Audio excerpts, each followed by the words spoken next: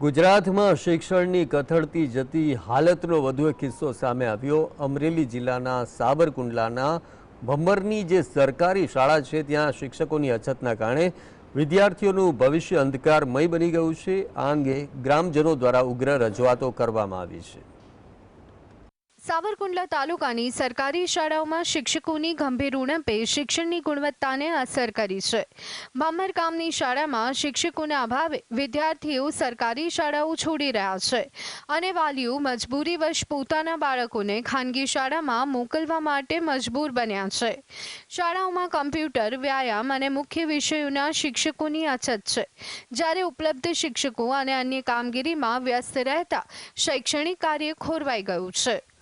આ શાળામાં અમે છેલ્લા 1 વર્ષથી તંત્રને રજૂઆત કરીએ છીએ કે અમારા ગામમાં માત્ર 3 શિક્ષકો છે અને 3 શિક્ષકોની વચ્ચે 230ની સંખ્યા છે। તેમાં પ્રાથમિક શાળામાં 5 શિક્ષકોની ઘટ છે, ઉપરાંત માધ્યમિક શાળામાં પણ ઘટ છે। ત્યારે તંત્ર હર હંમેશા કાન આડા હાથ કરીને અમારું સાંભળતી નથી। તાલુકા શિક્ષણ અધિકારીએ સ્વીકાર્યું કે સાવરકુંડલા તાલુકામાં 850 શિક્ષકોના મહેકમમાંથી 200 ખાલી છે, એટલે કે સમગ્ર તાલુકામાં 25% ઘટ છે।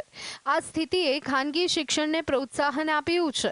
અત્યાર સુધી તાલુકાના વિદ્યાર્થીઓ કોમર્સ, એન્જિનિયરિંગ કે મેડિકલ જેવા ઉચ્ચ શિક્ષણના અભાવે મોટા શહેરોમાં અભ્યાસ માટે જતા હતા, પરંતુ હવે પ્રાથમિક શિક્ષણ માટે પણ મોંઘી દાટ ફી ભરી અને શહેરોમાં ભણવા મજબૂર બન્યા છે।